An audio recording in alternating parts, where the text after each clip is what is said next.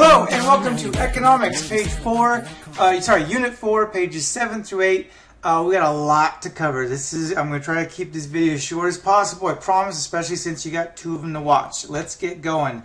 First, a couple things. Stop and complete textbook assignment Unit 4, pages 1 through 3 first, right now, if you haven't done it. If you've done it, good. If you haven't, you'll be lost.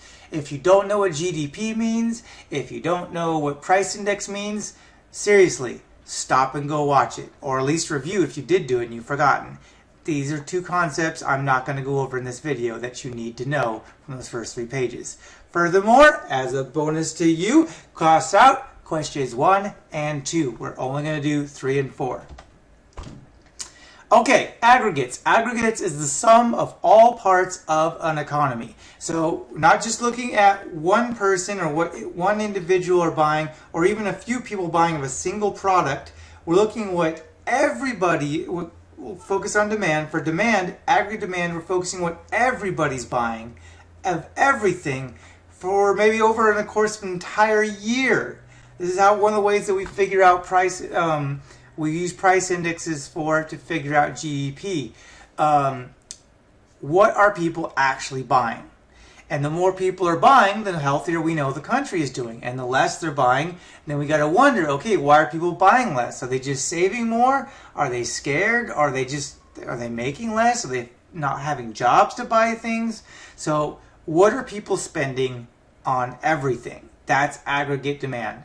And this is not going to focus, you could apply it to an individual, but mostly it's used for macroeconomics. So a state, a city, a county, the whole nation. That's what aggregate demand is looking at, not just, one household or one individual. And again, it's similar to demand curve. It shows a relationship between aggregate demand and average price level. So now, instead of a single price level of a single product, it's average price levels as measured by a price index of everything. So some things go up, some things go down, but on average, are the price levels going up or down? And at what price level will demand start to drop or increase? And that's why aggregate demand curves, just like plane demand curves, go from the top left to the bottom right. They slope down. 2 reasons for this inverse relationship. One is that inflation causes purchasing power of cash to go down, and deflation causes it to go up.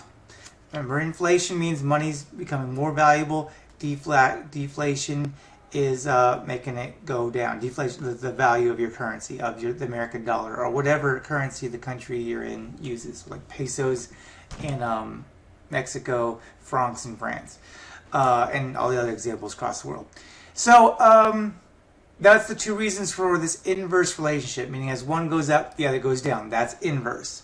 One of the effects of this is that as price levels go down in the U.S., our goods actually, that becomes pretty good for suppliers, but bad for buyers here in America, but good for buyers in other countries because it becomes a better deal. Because if the value of their currency is up and ours is down, then they can buy our products for them at a much cheaper rate, even though it's not cheaper for us. So this is very much tied into the purchasing power of that country's dollar, and trying to using this information to evaluate just how well are we doing, because we don't want to be giving away too good of a deal to other countries. I mean, that helps sellers quite a bit, but doesn't help the buyers as much, the American buyers. Aggregate supply. Okay, now instead of how much someone is selling, how much CDs companies are selling, how many cans of soda people are selling, now we're looking at how much all sellers are selling of whatever they're selling in total for an entire year. That's aggregate supply. So how much is just plain getting sold, not including profit, not talking about profit here. We'll talk about profit a little bit later, but this is just that straight up dollar amount that's in the cash register, before taxes, before paying the bills, any of that. How much are sellers actually selling? And that's what aggregate supply curve measures. The relationship between aggregate quantity supplied and average price levels as measured by the implicit GDP price deflator. Again, refer back to pages 1 through 3. to know what that even is talking about, GDP. And it curves up to the right because as price levels goes up, as people are in general able to sell things for higher amounts, that means that will eventually translate to more profit, and therefore they're going to make more, sell more. But if price levels drop, that means down the road you'll eventually make less profit, so you're going to produce less because you don't want to have a bunch of extra supply sitting on the shelves that you paid for and will make no money on because people just aren't buying that much right now. And again, when I say you, I mean I'm focusing on the country as a whole, or a city as a whole population. It's not just you, individual sole proprietor, or even corporation for that matter. We're talking macroeconomics, big picture. Putting it all together, supply and demand curves, when you crisscross them, you get the equilibrium price. Well, here you get an equilibrium price level, which is the equilibrium of real GDP demanded and supplied. That's a mouthful, even though it's short, it's kind of wordy. In macroeconomics terms, it's a way to understand how well a country is doing and what needs to happen for it to improve GDP.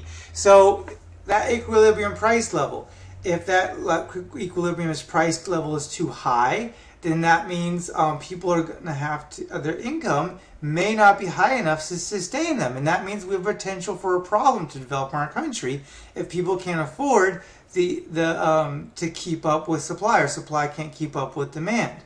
And then by looking at the crisscross curves, we can then determine, okay, what can we as a government do to try to bring supply up or down, or demand up or down, to achieve an equilibrium point that we're not at, but we'd like to get compared to where we're actually at. Don't want to get there just too far. So shifts left and right, just like with regular supply curves and demand curves, there's shift left and to the right. So for aggregate demand curves, shifts to the left are bad. They're the result of increased taxes and terrible economic situations, like huge crashes in the economy and jobs, just like we had in 1929. Talk about that later, and many of you might be aware of how bad things got as of 2008. If you don't know about it, ask your parents. They know. There's a good chance they felt that crash. Shifts to the right are good for buyers, not necessarily for sellers, but it's good for buyers. That means even if price level doesn't change, people are still buying more and more and more because they feel like they can. They feel like they have the extra income they can.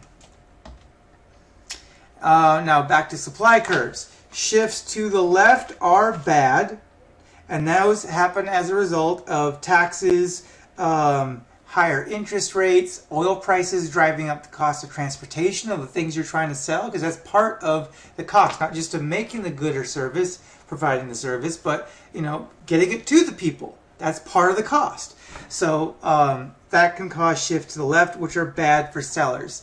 Also bad for, what's good for sellers is anything that maybe lowers the cost of producing. So if any of those things like taxes, interest rates, oil prices go down, well, that will cause a shift to the right, because suppliers as an average, maybe not all, but this is about averages out of the giant whole, will sell more because that means because more money will come in as a result of it, more that will eventually go to profit. And that's about it. So immediately go to Econ Unit 4, pages 9 through 10. Sorry, we got 2 videos to watch for the next class. I'll see you in class and in the next video. Thank you.